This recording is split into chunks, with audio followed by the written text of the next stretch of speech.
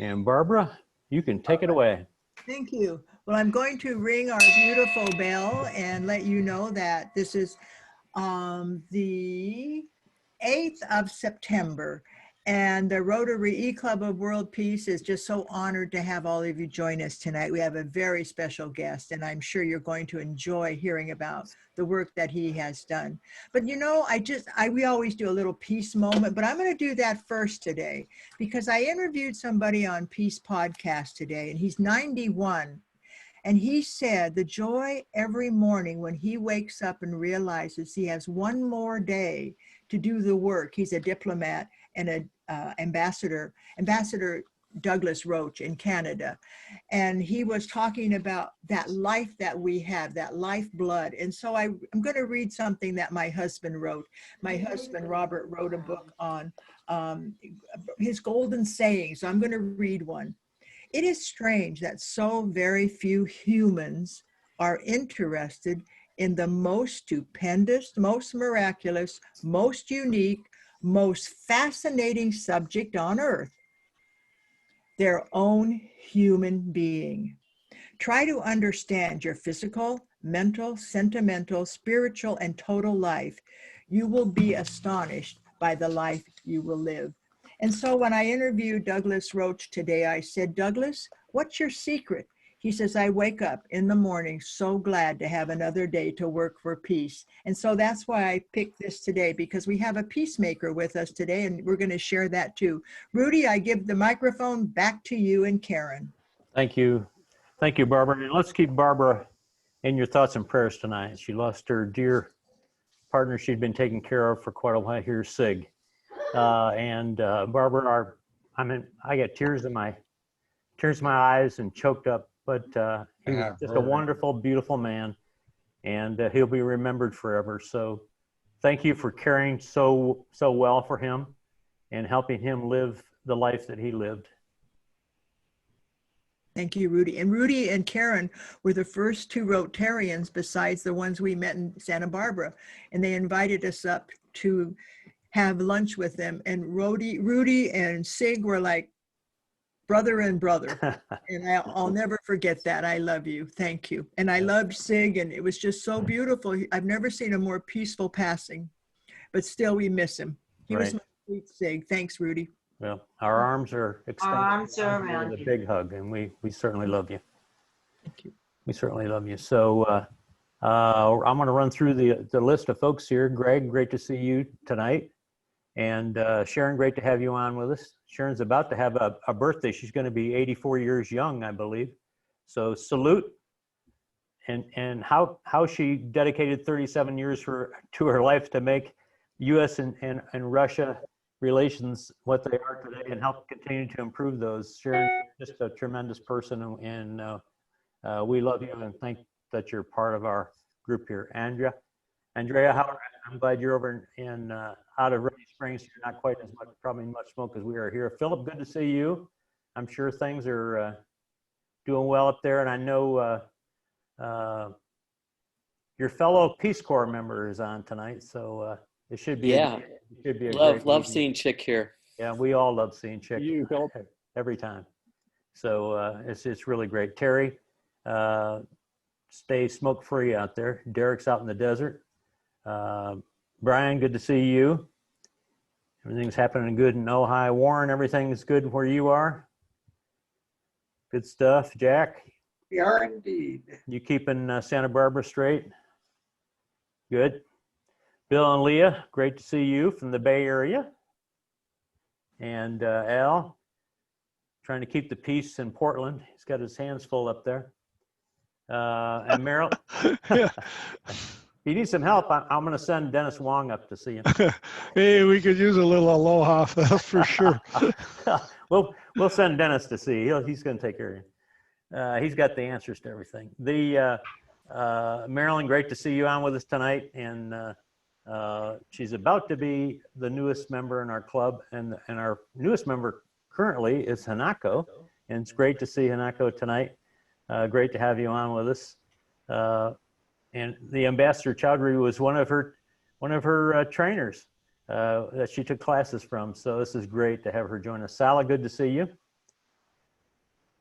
Carol, Thank you. everything's great in the desert out there. Stay cool. No, it's terrible.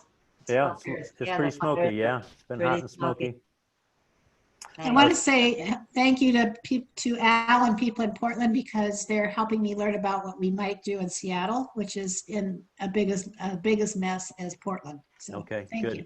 There's a lot of learnings to be had there and shared for sure. Good stuff. Steve, good to see you. He's a past district governor, Thank you. and and great to have you on with us tonight. And Florida? and from Florida, yeah, Boca Raton, I think. Yes, And sir. so it's great to have you with us. Arthur, good to see you. I want to just jump in to say I feel Barbara's pain because yesterday I was holding the hand of a woman in the hospital who's our dear friend and tenant who had a terrible car wreck, and she passed. She's gone. And then a young man who was all the people in the community knew him here. He painted our house, did other things. He was a very dear friend of a lot of us. A 39-year-old died of COVID, and he had 5 children, a 1-month-old baby, Oh, wow. 13, 12-year-old kids, and the kids could never go see their dad as he was dying in the hospital due to COVID, so they were out, and the poor kids, you know, can't even have friends come over to console them because of COVID. Everybody's keeping distance, and it's just one of the saddest things for this poor Arthur, young man. put his email in the chat box so we can send him a little bit of money. Well, yeah, we are doing a GoFundMe, so I'll put Yeah. that in because Do we that. have to help Let us that know what that family. is. Yeah. Thank you. And I'll also, we also, in the midst of that, I'm trying to pull myself back together because we have Sushant, who, you know, spoke to our club. He's now speaking 10 o'clock tomorrow morning on our People Powered Planet podcast. I'm So gonna- that should be powerful. So I'm trying to carry that on while torn up inside about 2 deaths at one's here. So Yeah. anyway, I hope you will join us tomorrow at 10. I'll put that in the chat too. So Okay. Thank you. Our thoughts and Right on. prayers and arms are around you, so you take care. yeah, thank you. I know it's just a difficult time. Bob, good to see you. Yes, sir. 39. Carl, he had a moose on the loose up in Alaska. Alaska. Catherine, I don't think you have any moose down in San Diego. in Australia. She has no moose on the loose in Australia, so it's all good. Lisa's night. Yeah, good. Arnold, good to see you. Let's see who else we got on here. Denise is up in the mountains trying to stay cool with the rest of us up here. Mark, good to see you. Are you in Hawaii? So he's Yep, I'm in Hawaii. he's hunkered down in Hawaii. That's a good place to be, Hunkered down. I think. Tim, good to see you. Keeping the middle of the country safe. Jim, good to see you. How's everything? Good, thank you. Great. Adam, you doing okay? Please connect with us on the needs for Oxfam, please. Send you an update. There's probably plenty of challenges today. We need help to get the word out. Yeah, we've been busy. Thank you, Rudy. Okay, great. Lucy, how are you? Great. Glad to be here, Rudy. Thanks. Great. Glad to have you. Lucy, so cute. That's all I can say. Yeah. Steve, how are you tonight? Good. Thanks, Al. Yeah, I mean, good. Rudy. Yeah, good stuff. Sorry, Rudy. Good stuff, Just Steve. kept Thanks on for joining talking. us. Good. Steve, could I say something? Sure. Steve, do you have one of your pins on?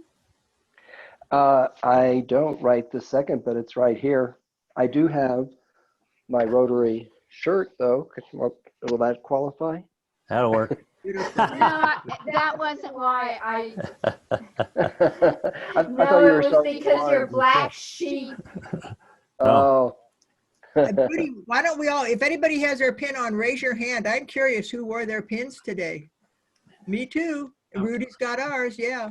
I don't go anywhere without mine. Me too. Yeah. That's part of the Me Too movement. Dennis? I have a tattoo. There you go. You got your Rotary tattoo? You like it, Al? You like my tattoo? Does it say RAG? I like everything about you, Dennis. That's going too far now. Kanati, good to see you coming on here with us tonight. So you're getting in here a little bit late. Richard Denton's joining us, and We probably have one more. Tonight, without further ado here, I want to introduce our speaker tonight. He's an incredible man. And his career has been CEO of the National Peace Corps. He's been a Peace Corps member. He's currently President Emeritus, President and CEO of the Alliance for Peace Building. He's currently a Senior Fellow, CEO of Operation Respect, and that's an anti-bullying group, currently Director Emeritus, Chief of Staff for John Garamendi. He's held executive positions in a variety of areas. He's been an expert advisor to the Director of the Peace Corps, and you'll probably remember Jody Olson was on a few weeks back, and I had Chick introduce Jody because they're dear friends. Chair of the Mali Affinity Group, advisors of the Washington Strategy Group. He's on the board of Institute for Economics and Peace. He's a member of the Public Diplomacy Council. He certainly gives plenty of lectures. He was one of the featured speakers down in Sao Paulo at the Rotary International Convention in 2015. The list goes on and on. He started as a Peace Corps volunteer in Colombia. His book is in the second printing now, Exhaust the Limits. And Chick sent me a copy of his book. I could not put it down. I read it cover to cover till it was finished. What a chronology of his life and his work and peace building that he's done around the globe and the respect that he's earned. He was nominated in 2017 for the Nobel Peace Prize. He received the Leadership and Service Award in 2016 from the Institute for Economics and Peace, and the list goes on. He was a national champion kayak racer, and this would be good for Maryland. He served as an official canoe and kayak competition for the Olympics in '88, '92, and '96 in Atlanta. The list goes on and on. I think of Chick this way because he was called on to help create peace between Eritrea and Ethiopia, and called on again to create peace in the Congo. There probably is nobody we've met that has a greater resume, but has dedicated his life to creating peace, and just a tremendous man and a friend. I think of back in a time when you remember who you're going to call, and it wasn't Ghostbusters. Who are you going to call if you need peace in the world that can be counted on to deliver? It's Chick Dombach. And so Chick, welcome to our club tonight. We appreciate your work. We're very honored to be in your presence and have you join us tonight. Please go ahead and share with us tonight. Thank you. Oh, thank you, Rudy. I really appreciate it. I appreciate that introduction. I'm glad you recorded it so I can show it to my wife. She's never been particularly impressed, but that was an awful kind introduction. I do appreciate it very much.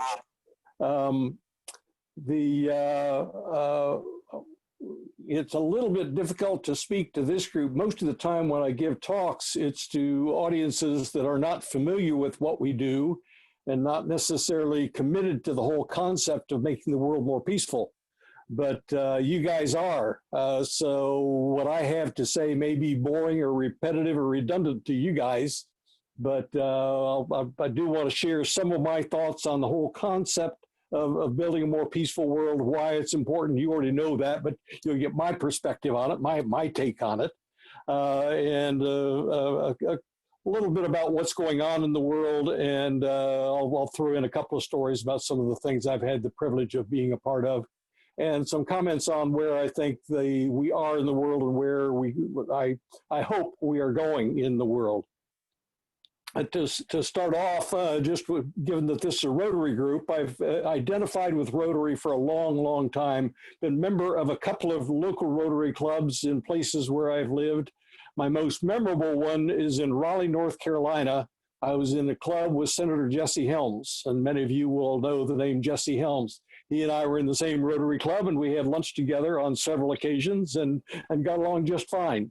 at Rotary meetings. Not always politically, but at least at Rotary, we got along just fine. At any rate, with regard to the whole issue and concept of making the world more peaceful, it's something that I got involved with in college. I'm a product of the 60s, as I gather several of you are, and got involved in the anti-war movement.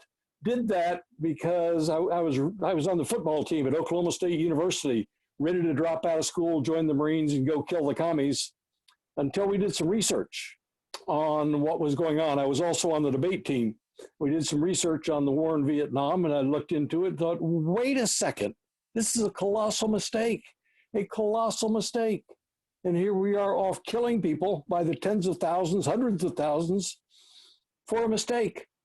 And so it became part of the anti-war movement. But at that time, it was totally focused on U.S. fighting a war in Vietnam, which I thought was wrong, and I felt I had an obligation to speak out about it. But coming out of that and then going into the Peace Corps and getting to know the people in Colombia and broaden my horizon to the rest of the world, thought, well, if that war was a mistake, what about the rest of them? And did a little more research, a little more thinking about it, and kind of came to the conclusion, well, virtually every war in all of history has been a mistake. I'm not saying that defending yourself against those who are aggressors is a mistake. Obviously, Hitler had to be stopped. Others have had to be stopped. And I'm not anti-military. I'm not a pacifist. In fact, I have a very close relationship with a lot of people in the military. Used to lecture regularly at West Point, and got along great with the people there. But and I found they had very much the same attitude that I did, which was that war is a dumb thing to do. It's a huge mistake. And so I have no problem meeting with, working with people in the military and talking about these things. In fact, whenever I would go up to West Point, I'd have lunch with the commander of the entire academy. And every time we'd finish up, he would look at me and say, I want you peace builders to win. He said, we don't want to be shooting at people, and we don't want people shooting at us. Let's work together to make sure we never have to do that. And that's what we're really all about. So what I'm about is not anti-military, not anti-defense, but it is all for making the world more peaceful. And the good news is, and I'll get into this a little bit more, is that it actually can be done, and we are in the process of making it happen. But to kind of frame it, when I'm talking to most groups, I'll start off with a two-part quiz. The first question is, would you rather live in a country at peace or a country at war? And how many hands do you suppose go up for wanting to live in a country at war? None, including at West Point. Nobody wants to live in a country at war. Everybody wants to be living in a world in peace, to which I say, well then, let's see what we can do to make that happen. Wouldn't that be a good idea, to try to work on it to make that happen? The other is about just human nature and how we deal with issues of violence and not using violence. You know, conflict is normal, it's going to happen, but it's how we handle conflict that makes the difference. And with most audiences, I'll ask how many of you raise children if it's an adult audience, and most of the hands will go up and say, well, do your kids ever get into fights or disputes? People kind of chuckle and say, yeah, of course they did. I say, when they do you give them hand grenades? And they kind of get this quizzical look on their face like, well, what do you mean? I say, well, just asking. Give them guns, give them knives? Well, of course not. And they say, what about in your neighborhoods? You're hearing neighbors getting into fights or disputes with each other? Well, of course you do. They put landmines on the borders between their houses in your neighborhoods. People kind of nervous laugh, say, of course not. Why not? Because it would be stupid. Of course, it would be stupid to do that. And then what about in the business world, the corporate world? Do corporations get mad at each other? Well, of course they do. Do they drop bombs on each other's headquarters? No. Why not? Because it would be stupid. So the point I try to make is, if it's stupid to do it in our households, if it's stupid to use violence in our neighborhoods, if it's stupid to use it in the business world, why do we consider it to be honorable and noble to do it at the nation state level? Think about that. And when people think about it, say, well, never thought about it that way. But the main response is, well, that's what we've always done. Say, well, maybe it's what we've always done, but there are a whole lot of things that we've changed that we've always done. And maybe it's time to think about using violent force at the nation state level or at any level as a way to resolve our differences. And obviously, when we talk about the other levels, everybody thinks of it as being stupid. And I like to quote General and President Dwight Eisenhower said, "I hate war. It's brutality, it's futility, it's stupidity." That's General Dwight Eisenhower referring to war as being stupidity. And so that's just kind of a way of getting people, when I have the opportunity to meet with them and talk with them about these things, to frame the whole concept of war and peace. And I always like Bertrand Russell's comment that war does not determine who is right, only who is left. And so part of my point is that the use of violence is just not a reasonable, rational, or acceptable way to resolve differences. And the only reason we don't do it in some environments is we've not adequately developed the attitudes and the systems and the institutions that enable us to have an alternative to the use of violent force to bring about a resolution to our differences.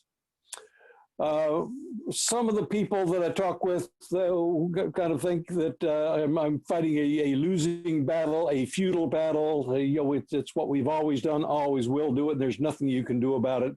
One of my old college friends, one of my football teammates at Oklahoma State, Jerry Gill, when he found out what I was doing, he said, "Chick, you fool, you won't be able to do anything about issues of war and peace." To which I said, Jerry has a PhD in history. I said, "Hide and watch, Jerry. We are, and we can, and we will continue to make a difference in it." Now, he, of course, looks at the history of brutality in the world as a PhD in history.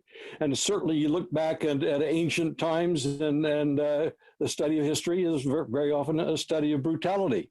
You had the gladiators in the Colosseum back in Roman times, and you had the Crusades, and you have King Leopold going into Congo and killing 10 million people just so that he would have access to their resources. And of course, more recently, you've got the Holocaust and use of atomic weapons and things like that. So yeah, you study history and you see there's an awful lot of violence in our history. But the good news is that we're getting better, that there is certainly much less brutality. Torture was just kind of an accepted practice just a few decades ago. Torture is no longer accepted worldwide. It still happens, but very rarely, and when it does, there's an outrage against it. Whereas it was just commonplace, it's just what people did. And so culturally, we're growing out of this notion that you can use violent force to achieve your ends. If you go back in ancient history, the Punic Wars, the Jewish-Romanian Wars, where about 1% of the human population was killed in those wars. More recently, in some of the more recent wars, up to 2% of the world's population have been killed in wars. Now, over the last couple of decades, we're down to 1/1000th of 1%, 1/1000th of 1% of the population of the planet being killed in violent conflicts. That's pretty remarkable progress. We ought to be proud of that and celebrate it. Part of the way that came about was because coming out of World War I and World War II, we recognized the stupidity and the futility of the use of violent force. And literally for the first time in human history, we started looking at ways to prevent the outcome of violent conflict. We used to study war only to figure out how to win the next one. Now we're studying war to figure out how to prevent the next one. That never happened before. Think about that. That never happened before in human history. To study war for the purpose of finding a way to prevent it rather than only studying it. I'm not saying we don't still study to figure out how to win the next one, but now we're studying it to find a way to prevent it. By the way, if somebody wants to interrupt with questions, feel free to. This is kind of a friendly conversation among friends, but I'm just kind of running through some of my thoughts on the subject. The decline in war, if I had my PowerPoint up, my computer's running too slow for me to run my PowerPoint with this, but if I had my computer up and had my PowerPoint, I'd show you a chart that shows the decline in battle-based deaths over the last 75 years since World War II. And on the left side of the chart, you see the bars go way up to the top. And on the right side of the chart, there's barely even a blip, when you compare the level of violence in conflicts and the mortality in conflicts today compared with what it was back during the World War II and even the Vietnam and other wars since then. It's over the last 20, 25 years that we've dropped off dramatically. Check Al here, but Yeah, does that include civilian deaths? Yes, it does. But one of the changes, and I was going to come to this, civilian deaths have gone up, whereas military deaths have declined more dramatically than, but it does include civilian deaths. So the progress has really been remarkable. There's a data source I would refer all of you to. It's called ourworldindata.org, OURWORLDINDATA.org, ourworldindata.org. And then for the data on issues of war and peace, you then do /war and peace, or you just do a Google search for data on war and peace, and this will come up. And they start off their data analysis of data on war and peace with this, and I'm quoting it. The absolute number of war deaths has been declining since 1946. In some years, in the early post-war era, around 500,000 people died through direct violence in wars.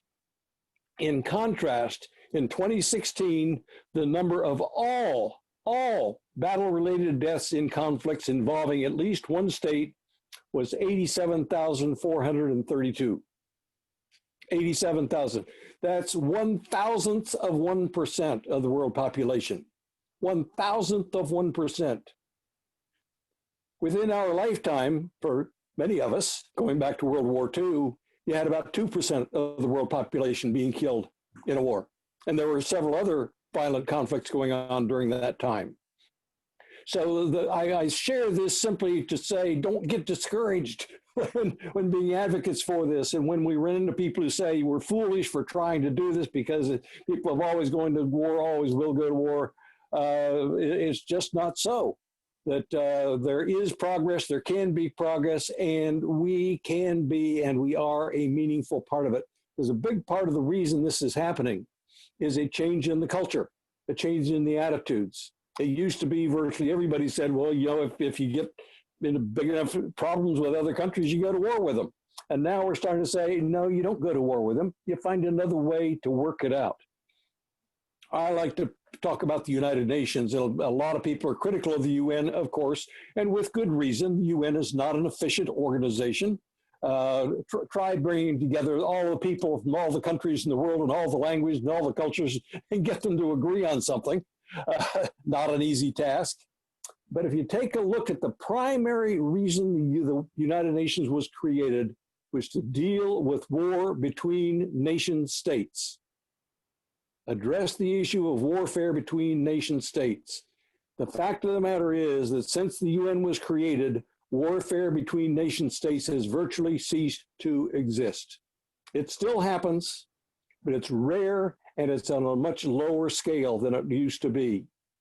So in terms of its primary mission, the United Nations has been phenomenally effective because it provides an alternative vehicle to work things out. Just as in our household, when the kids get into a fight, the parents are there to help work things out. And in our communities, you know, you've got the laws, you got a police force, and you got ways of working things out. Well, now with the United Nations, at least there is a mechanism available to work things out. Doesn't always work, but more often than not, it does. So let's stop dumping on the UN, try to help support it, help strengthen it, and find addition and build on the strength that it gives to us and the approach that we have available to us. That's kind of the good news. The bad news is that there's still a lot of bad stuff going on. And Al, this kind of relates to your question about whether or not that good data includes the civilian population. One of the things it does not include, which is a more recent manifestation of the consequences of violent conflict, is displaced persons and refugees. While we don't have record numbers of fatalities, we do have record numbers of refugees and displaced people within countries. So what's happening now is, instead of everybody getting killed, people are able to escape.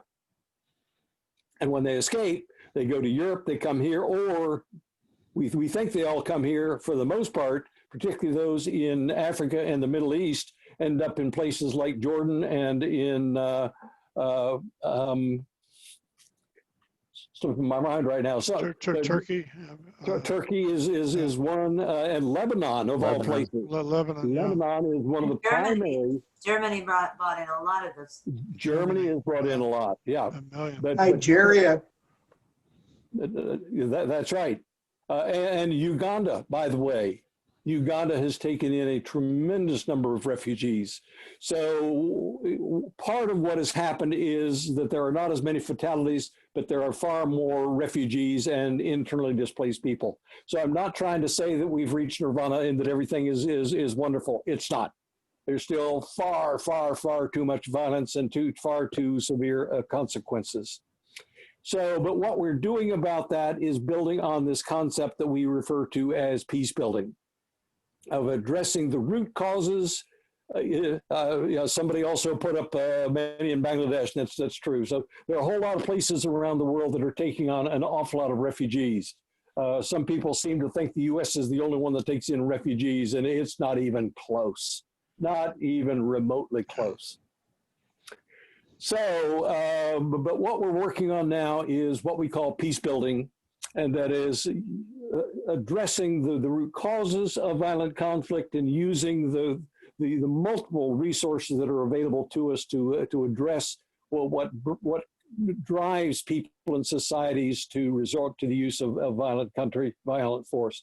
Also, Dennis Wong just put up something about nuclear weapons, and I wanted to include that while the amount of violence has declined, the potential for absolutely catastrophic consequences is greater than ever before because of the nuclear weapons. So I appreciate you putting that up. So again, it's part of my point that we haven't reached nirvana. We've got a long ways to go. I make the point about the progress simply to say, don't get discouraged. That we Chick, we had a question in there about how do we balance this decline in deaths because of war with the huge U.S., particularly U.S. military complex that is building up our own weapons, but also supplying weapons around the world into some areas that will either end up fighting us or fighting someone else in their area. Yep. From my perspective, it's cause for concern. That seeing but interestingly, worldwide, there is not a buildup of weapons. The U.S. is, and we're supplying them to several places, United Arab Emirates being the most recent. So there are some places that are building up their weapons capacity. Much of the world has actually reduced its weapons capacity. And if you go into the data from the Institute for Economics and Peace, will show that there you have one part of the world building up its weapons capacity. Much of the world is saying, why waste your money on that? So we don't need it. So it's a mixed bag. It's not that everybody everywhere is building up their weapons, but I appreciate you bringing it up because, as far as I'm concerned, it's a colossal mistake to be increasing our investment in weapons anywhere. We ought to be reducing it. And of course, it creates the added potential. People have the weapons, the temptation to use them becomes stronger. So at any rate, my main theme is this concept of peace building. So that back when I was in college, peace meant going out on the streets and marching in the streets and holding up two fingers and holding up the peace sign and we're going to make peace. Well, that's good. That's a part of it. But it takes a lot more than that to make the world more peace. And the concept of peace building is you have to build it. You have to design it, and you bring in the expertise in the various areas, and you put the pieces in place to make it possible for societies to live in peace. part of what the Institute for Economics and Peace has done, and I trust you're all familiar with IEP, the Global Peace Index, and the whole concept of positive peace. And through detailed data analysis coming out of IEP and Steve Killet out of Sydney, Australia, is to develop a data-based analysis of the drivers of peace, not what it is, that's what causes war, what enables societies to live in peace. And we've been able to identify 8 factors that if you do them right, you're much more apt to live in peace, and that is correlated with prosperity. So again, this is new stuff. Nobody's ever done this kind of thing before. It's part of what I get, why I get excited about it. I say, look at all this new stuff that's coming along. If we pay attention to it and apply it, and part of what I try to do when I meet with ambassadors and people from all over the world is share this information with them and say, you would rather your country become more peaceful, wouldn't you? Well, of course they would. So, well, based on a data analysis, just like studying any kind of pathology in medicine, you'll find out what enables people to live more healthy lives. This provides data on how to have a more peaceful country and a more peaceful society. So we can take a look at these factors in any given society, and where you see weakness, try to shore them up so that the country has a better chance of living at peace than it might have otherwise. One of the other things that comes out of the work of IEP is just an analysis of the cost of violent conflict. Most all of us were raised on the notion that war is good for the economy. And we now know that it's not. And it used to be, when I was giving these talks 20 years ago, I'd ask audiences, how many of you believe war is good for the economy? And almost every hand would go up. And I ask that now, and almost no hands go up. I think we have finally realized that war is not a good thing for the economy. You look at what happened to this country back 20 years ago when we were fighting 2 major wars and the economy collapsed. And I think that was lesson enough that fighting wars does not necessarily build a stronger economy. So I think we've gotten over that, but I always want us to remember it and remind ourselves that just purely from an economic standpoint, the use of violent force is not a reasonable or rational way to build an economy. I saw the question come up about a definition of peace, and there are several definitions out there that a lot of people use. The most basic one is the absence of violence. You can, if you want just a very simple short-term definition of peace, it's the absence of violence. But it takes a lot more than that.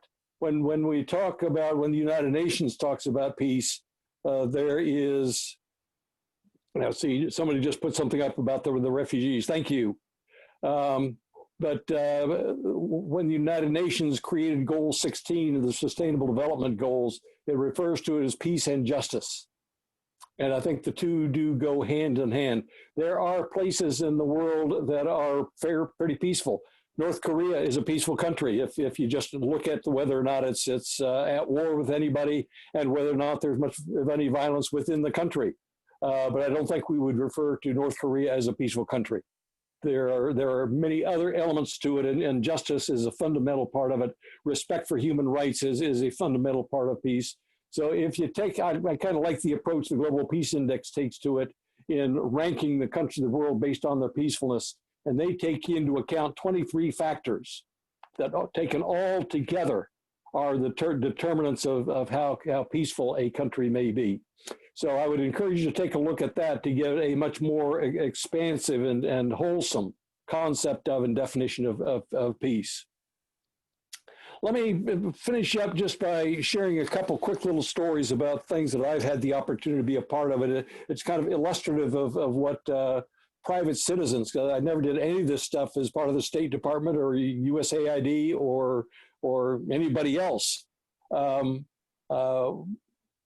As you all know, I have a Peace Corps connection, ran the National Peace Corps Association for many years.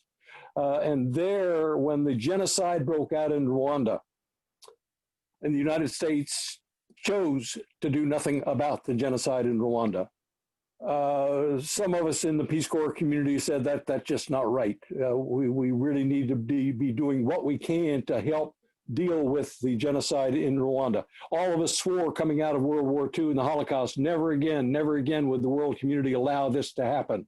And yet it happened in Rwanda, and we let it happen. And we've let it happen in many other parts of the world as well. So I got a phone call from Steve Smith, one of our returned Peace Corps volunteers who had served in Eastern Congo, not too far from the Rwandan border. And he called and said, we got to do something about this. And we did. We mobilized people who had served in the Peace Corps. They didn't go and pull machetes out of the heads of the people carrying out the genocide, but as soon as they could possibly go and without a risk to their own lives, to work directly with the people in Rwanda to help stabilize the aftermath of the genocide to make sure it didn't come back and happen again. Private citizens going and doing what they could to work with a population that had gone through this incredible traumatic experience to help build a foundation for a peaceful future for Rwanda. Then a few years later, in 1999, my friend John Garamendi, who most of you in California would know, he was your lieutenant governor, now a member of Congress and from Northern California. But John and his wife Patty had been Peace Corps volunteers in Ethiopia. My phone rang one day. It was John. He said, Chick, my friends are killing each other and we've got to do something about it.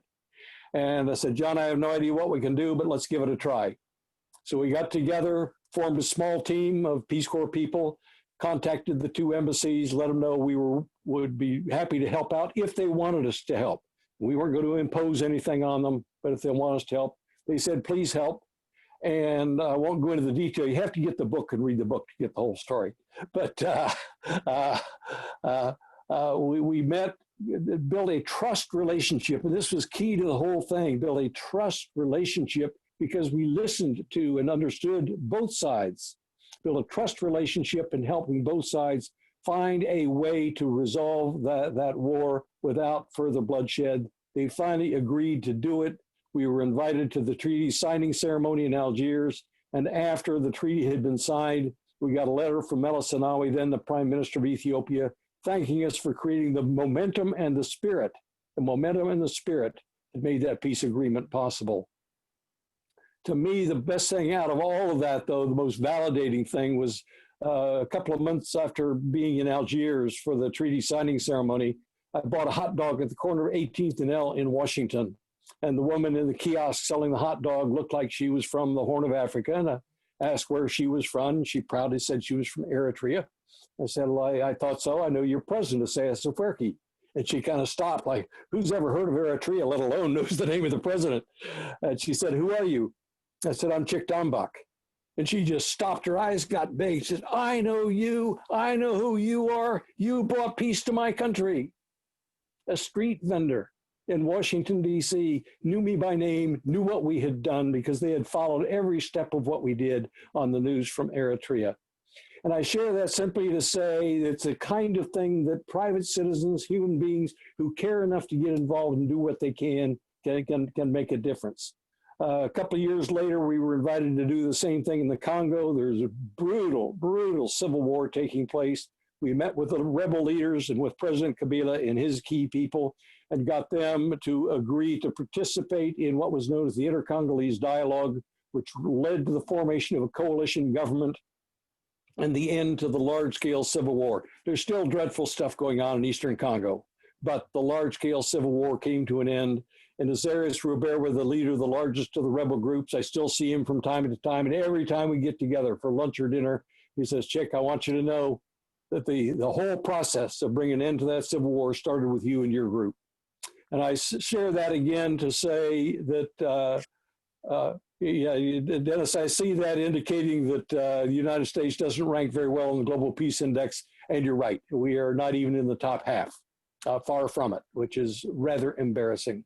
But at any rate, I share those stories simply to say that these are things that private citizens can do at whatever level and in whatever way makes sense to us. I remain confident about the future because I get to work with young people. I'm an old guy now. And to be totally honest, I'm fading. I've got Parkinson's disease, and it's a dreadful thing to get. and I'm growing weaker and weaker and less able to do things, but I'm going to keep on do as much as I can for as long as I can. But I get to work with some phenomenal young people.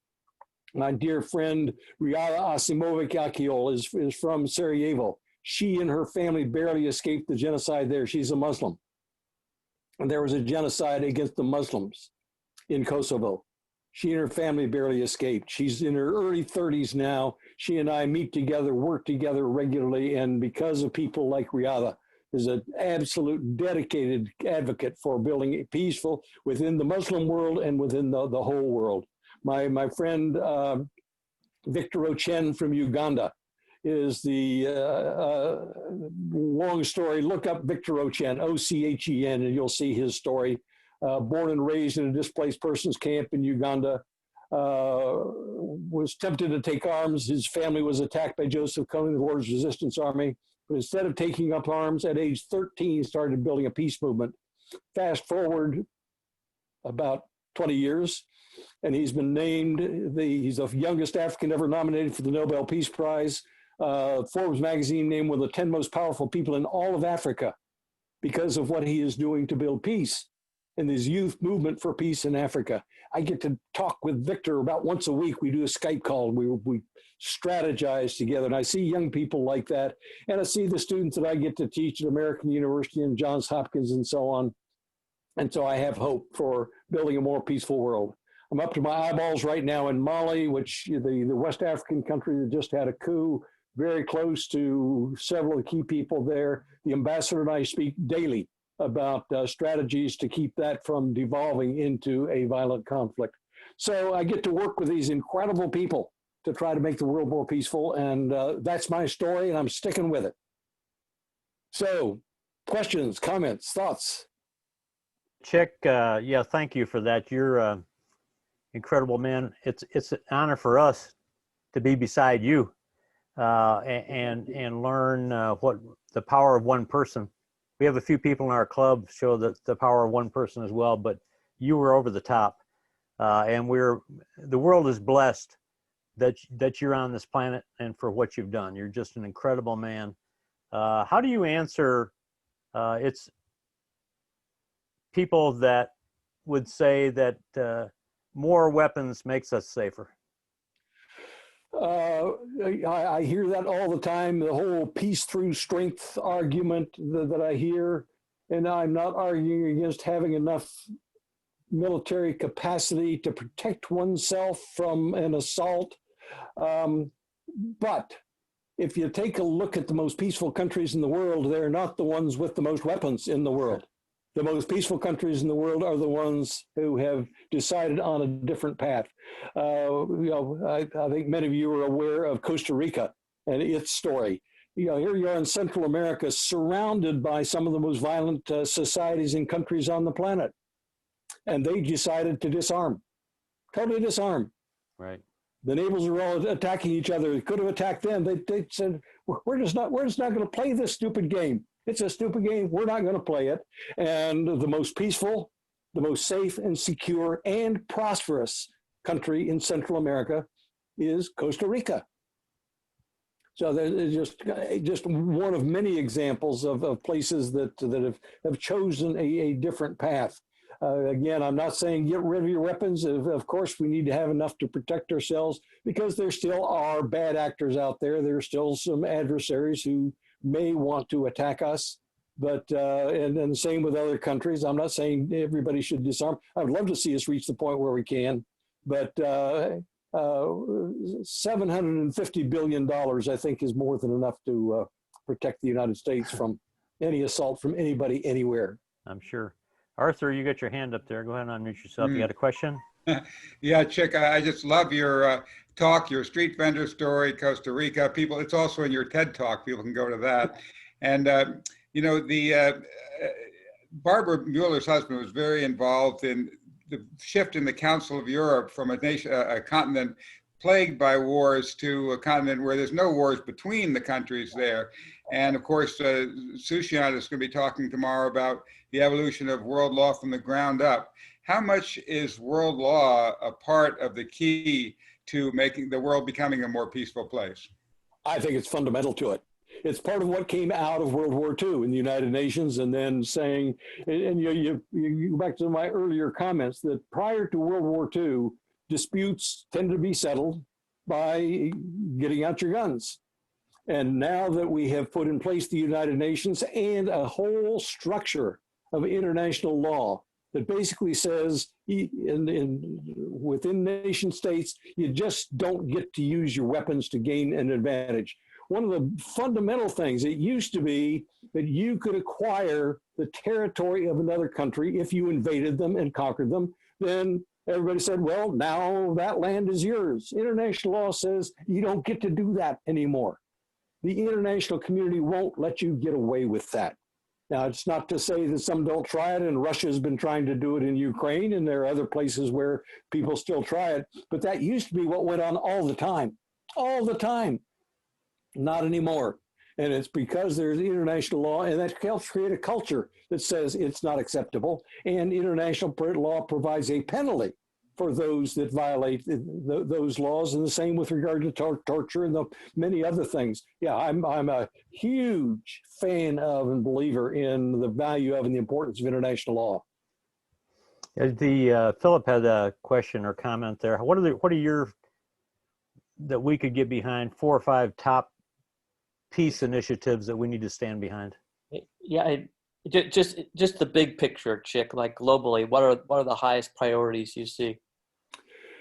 Well, for one right now, and I don't want to get into politics in this, but there is a movement within this country to disassociate from those international institutions that have made it possible for the world to become more peaceful. And it drives me nuts. And so I think making the case to our friends and neighbors in this country about the importance of and the value of the international institutions that make it possible for us to use something other than violent force to resolve our differences, to me is kind of the biggest issue right now is that. I see an assault on and a threat to the institutions that enable us to resolve disputes without going to war as being a terrible, terrible concern. Do you include NATO in that? I do. While NATO is certainly a military coalition, but it has been used largely to help prevent the outbreak of violent conflict.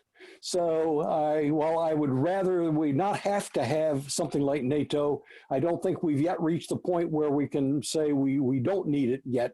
There's still enough threats that NATO is in, and you don't see NATO out being an offensive force. It really is set up to be defensive, and I'm as I say, I prefer a lot of the other international institutions, but I'm not ready to say therefore let's get rid of NATO. I think it's a necessary defensive structure, at least for the time being. Would love to see us get to the point where we don't need it anymore, but I don't think we've gotten there yet.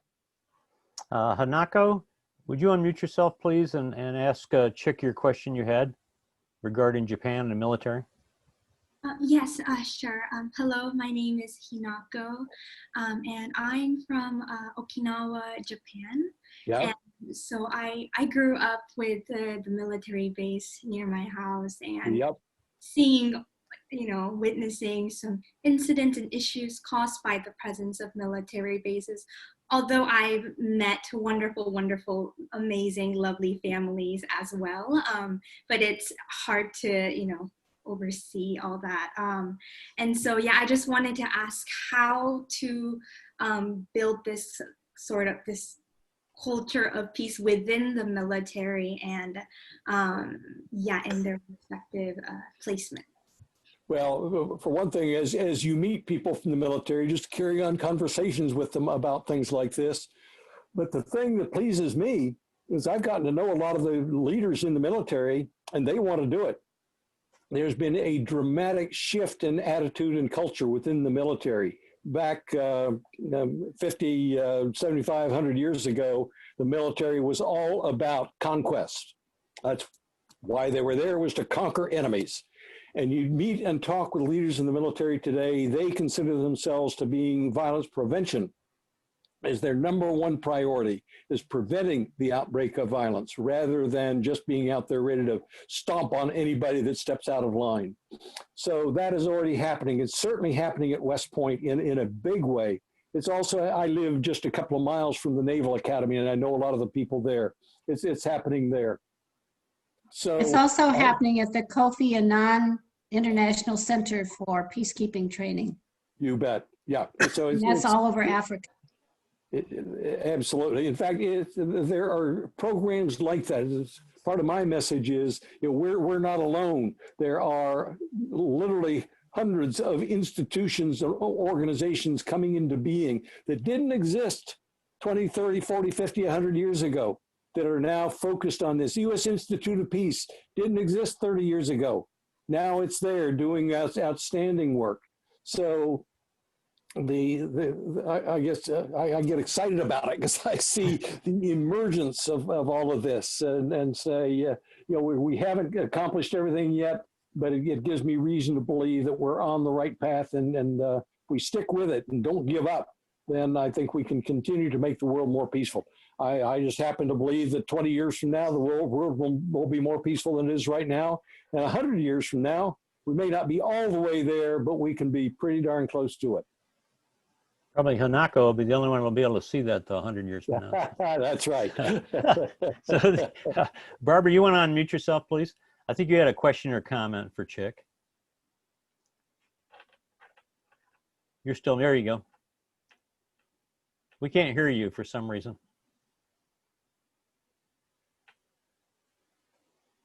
We still can't hear you. I don't know what. Maybe she should type it in the chat box. No, we can't hear you at all, Barbara. I'm sorry. Thank you. Oh, okay. There you go. You're okay now. Okay. Chuck, I think if you ever think that your Parkinson is slowing you down, just watch our recording of tonight. You will see that this medicine has made you into a dynamo. And I put down that I thought you deserved the Nobel Peace Prize. And the reason for that is because you're such a good example of what we can do. So many people feel helpless about bringing peace to whatever is up there, but you have such a wonderful attitude. And my question is, what motivates you to continue to work for peace in such a beautiful way that you involve others? I guess I would say, why not? I often start these things off quoting George Bernard Shaw, saying some people see things as they are and say, why? I dream dreams that never were and say, why not? And from my perspective, that's why not? What better way to spend one's time and energy than working for a more peaceful world? And again, because I've seen progress, I've seen good things happen, it's reinforcing. And I'll tell you the other main reason that I do it and continue with it is the people that I get to meet and work with. People like you, Barbara, and you, Rudy, and Philip, and Steve, and Al, and so many other incredibly wonderful, wonderful people all over the world who are my dear, dear friends. So that keeps me going. Oh, we're blessed. Make peace. Thank you. We're blessed to have you in our lives. That's for sure, Chick. Marilyn had one question. We'll make that the last one here. Marilyn?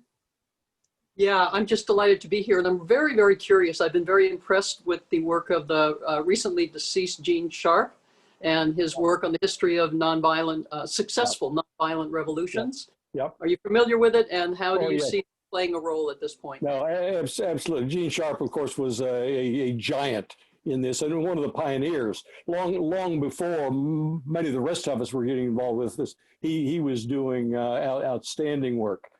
So yeah, he's one of the real heroes. And then there's several others. This is the Parkinson's. I have trouble remembering some of the names. David Hartsoe, David Swanson. Yeah. You guys can come up with the names. They're just David, and then there's Chick. Johan Galtung from Norway was one of the pioneers in this many years ago. Yeah. Yeah, very good. Chick, you are, we're blessed to have you as a dear friend in our life. And everybody here, just, we love you. Our prayers are with you. as you're going through lessons here, and anything we can do to support you, let us know.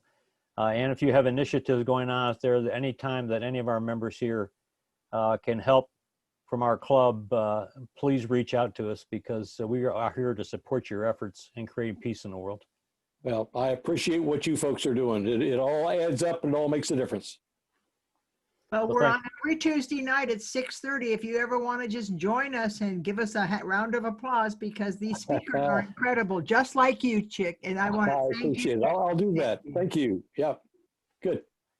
Good stuff. Good stuff. Well, thanks again. And please go online and buy a copy of Chick's book here, Exhaust the Limits, The Life and Times of a Global Peace Builder. I put it in the chat box. Exhaust the Limits, Chick Dombach, and look it up and get his book. It is incredible. You'll read all 300 pages and nonstop, because it's an incredible a life story here of the incredible work that Chick's done, and it gives you a great history of peacemaking across the world here. Just an incredible view, and we're just, again, Chick, I couldn't be more honored to have you as a dear friend, and we love your work. And again, anything we can do to support you, you let us know. Thank you, Rudy. I really appreciate it. Great to see all of you. Several friends on this, and just really admire all of you. Chick? Great. Yeah. Would you rather people buy the book on Amazon or from you? Either way, it doesn't matter. I don't make much either way. So it's not a matter of making money. If you want a signed copy, you go to the website. It's set up only to get the hard copy. The guy that set up the website insisted I do it that way, so I said, fine, we'll do it that way. And it costs a little bit more to get the hard copy, but then you get a signed one. If you want a signed one, go to the website. If you want to get the paperback, you can go to Amazon. Tell us what the website is again. The website is exhaustthelimits.org. All right. Thank you. I'm going to go. All right. Thank you again. You were just so incredibly encouraging. And you know, it's hard to work for peace sometimes, but when we have people like you as mentors, I'm just so honored that you were able to come tonight, and thank you. Thank you. Our pleasure. And I live in Costa Rica. After I married Robert, that's my first husband. After I married Robert, we lived there near the University for Peace. And you are right. The people are so special. And the reason they never got in war is because they're surrounded by mountains and they couldn't get the trains over the mountains. So they were spared as being in this kind of a bubble, the mountains around them. And here's Costa Rica demilitarizing themselves and putting the money that would have been spent on the military into health. They have free health care. They have education, and the children all go to school. And then they have no military. So they use their money so wisely. And I'm so glad you brought that up as an example. Okay, Barbara, you can close it out. Oh, God bless you all. I hope you have a wonderful week and appreciate the people in your life. You never know when their day will come. Last night we were talking to Sig before he went to his place of, I don't know what you call it now, but I call it his place of peace. And he was just so peaceful. So when that time comes, just remember that they're doing what they need. And we never know when that time is coming, but I want to thank you all for being on our meeting this evening. And I want to thank you for all of the chats that gave me encouragement. Thank you. Rudy, we're all done for And that. Barbara, Yeah. we all want to send you virtual hugs. Thank you. And tell you how special Sig was. He was to so Rudy and me and others. Thank you. He was my sweet Sig, and I'll miss him saying, good night, Sig. Good night. That's great.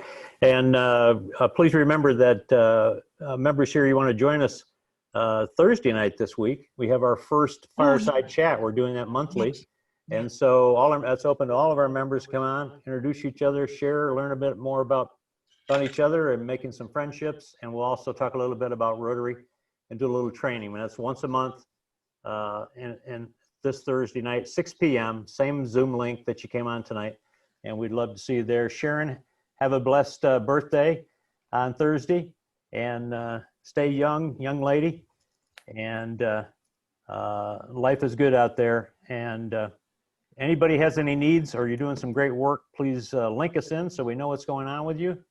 And Chick, we're blessed to have you with us. Oh, Good night, young man. I hope Kanati is on our fireside chat. I interviewed this new member of our club. I could not believe his experience with peace, and he teaches peace. So be sure you join us Thursday night. I'll be on. Thanks, Rudy. All right. I'm sorry that I cannot be here on Thursday though. It's a little too soon. Oh no. So I'll join the next. I already on a meeting. And I'll report I'll join about the next one. Okay, great. I'll talk about you. Thank you. Stay safe. All right, love. Thank you, everyone. Good night, everybody. Thank you. Good night.